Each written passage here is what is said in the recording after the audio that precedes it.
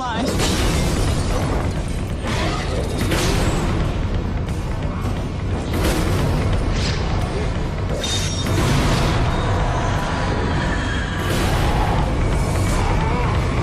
Welcome to 3D Movie Cinema, the only show that's 3 dimensions away from Spiral 2 actually happening.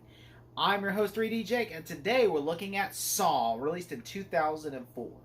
Saw is basically a movie that was a little independent horror film that was directed by James Wan and was written by James Wan and Lee Ranell. And the movie stars Cary Elwes, Lee Wanell, Danny Glover, Monica Porter, and Tobin Bell.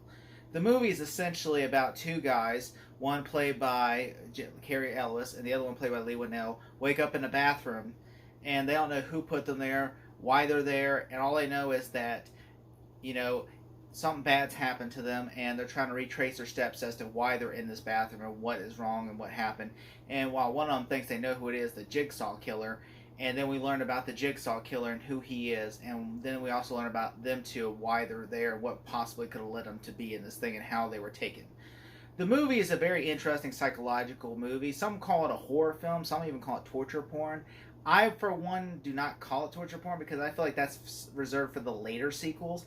This one, I really feel, is more of an independent horror film. And I would even say loosely horror, more of thriller, because this one does really have more implied gore rather than actual gore. And the movie is essentially a psychological test of sorts. Of like, it's, and I'm going to spoil this mildly. I'm not going to reveal the big twist, third act, where, because obviously I know a lot of people have seen this movie, but also a lot of people have not. I really like the idea of it being a movie about people that have done wrong things in their world, are in these tests. These are basically morality tests. And so essentially people that have screwed up, or people that are, if you've done something horrific like murder, sexual assault, suicidal, thoughts, you're essentially put in these tests. And basically Jigsaw is like it's like judge, jury, and sometimes executioner, because he essentially makes you feel better about your life, because he's like, look, you can, like there's one test, and I'm spoiling it, sorry, spoilers, where this guy is suicidal, and he tells him, look, you're suicidal, but look, if you want to commit suicide, all you have to do is sit in here, okay? All you have to do is sit here, and you will die. But if you want to have a second chance at life, you can just crawl through this barbed wire to your freedom. But I will tell you this, you have 60 seconds, that door will shut, and then this will become your tomb. That is essentially what Jigsaw does. He gives you these tests of like, you're suicidal. Okay, well, this is your chance to, stay suicidal. Or if you're a murderer, okay, well, here's a test, and, whether you want to live or die. You're a rat. Okay, well, here's a chance where you can live or die. And it's just, the tests get more and more gory as they go on for sequels, but this one is more or less a confined movie, and that has to do with James Wan and Lee Wanell, who wrote this as a psychological thriller of like, okay, look, there's this guy who put him in this room, and we don't know why it's there, and then you see why the person that put him there, and then you realize, oh, it's this person, and then, we have some kind of connection to him, and then you realize it's something much bigger than what you think it is, and it's like just there. There's also like a girl that's a drug addict, who basically was like, she had a bear trap on her face, and she had to pull that bear trap off of her face. She had to struggle to get it off, because in 60 seconds it was going to open up, and she was going to rip off her face. And essentially she's like, a junkie, and so that was like her test. And so they, like, these tests are messed up, but they're to show you that, you're ungrateful. So many people are ungrateful to be alive, but not Dr. Gordon. Not, he says, not anymore. The other guy in the room, I forget his name. You have that Adam. And so, you have these two, and, and then of course, you realize, like, also, like, Jigsaw has Dr. Gordon's wife and kid, and you realize why Dr. Gordon is there. And so all this stuff that's happening around them is messed up, because it's like, oh my God, and then you realize all this stuff that coordinates together at the end. And then there are so many things about this movie that I really like. Like, the movie, I think, is well directed. It's from a first-time director, James Wan, who just got out of film school, and they directed this little short film. And then, of course, they got financing to make it. They made it, and then, of course, Lionsgate picked it up for distribution, and then it became a huge horror franchise.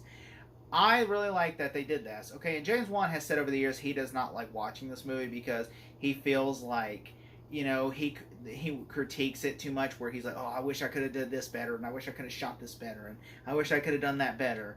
And, because he said, oh, there's a lot of mistakes I made in this movie.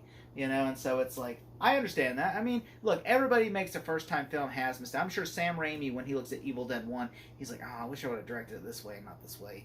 And I mean, that happens. I mean, but Lee Whannell is part of the first group of filmmakers who or not Lee Whannell, James Wan is a group of the first time filmmakers who have made a film that was actually really good. Because a lot of first time directors, like I'm sure Ivan Reitman and Wes Craven would oblige, their first time film were not very good. But as for James Wan, Sam Raimi, Kevin Smith, and obviously Clive Barker and such forth have all made movies that were successful, well-made first-time films for independent filmmakers, Tobe Hooper included. And so I imagine that when they shot their films, I imagine that they're probably feeling the same way. I know Kevin Smith's not a horror director, but I just want to throw him in. He's a first independent filmmaker as well. And so I'm sure that they have all these movies that are different compared to theirs. And so sorry, I don't know why I was talking like that. But yeah, so you have like all these people and everything that you have to go through these morality tests, and I think that's so great, and originally, and I also like, like the performance between Cary Elwes and Lee Whannell, and they actually, by the way, have done really funny with their promoting the show. They went on like Loveline, and then like Cary Elwes was really funny in that on Loveline, and like it's just a really movie that is a really small premise, and I read online that the idea originally was an elevator, but then it was really hard to do because they said, the idea was the elevator keep going down and down and down, but then they're like, it'd be too expensive to do that, and so they said a bathroom's cheaper and everything else, and so they shot in the bathroom, and the whole movie takes place in the bathroom, and now that, they turned the bathroom into an iconic set piece, so much so to where if you play Dead by Daylight, that bathroom's in Dead by Daylight. You're like, that's the iconic Saw bathroom. Halloween Horror Nights at Universal. There's the iconic bathroom, and it's just the bathroom. But it's just so famous. I mean, Gary's Mod, there's a Saw map, and I'm like, that's the iconic bathroom. And it's just like it's just a fun time. It's a fun game. There's even there's even 2 Saw video games too, by the way, and I think they were made because of the later sequels. But yeah, this movie is so good. Like it just has a lot of twists and turns, especially with Danny Glover's character, because Danny Glover's a cop that's chasing after him and his partner, chasing after the Jigsaw killer, and then something happens in Danny Glover where him and his partner gets killed, and he just keeps pursuing the Jigsaw killer, and he becomes obsessed where they fire him because that's all his obsession becomes, and it's kind of realized what and it takes a dark turn because it's like it shows you like Danny Glover, Lethal Weapon. You would think, oh my God, this is a completely different Danny Glover than we've seen in Lethal Weapon. And I like that they played it. They didn't just play it like, oh, I'm too old for this shit. They played it like, this is a guy that's literally lost everything and basically has nothing left to lose. And so I like how they played it that way instead of playing it the other way. And I mean, it just shows you in the Jigsaw Killer and who the Jigsaw Killer is. It's such a great thing because you never expect it the whole time. It's in your face the whole time and you never expect it. And it just has one of the greatest twists of all time in the score by Charlie Clouser, especially at the end with, Hello Zepp theme is what it's called. Oh my God, that Hello Zepp theme is just so iconic to where it's like,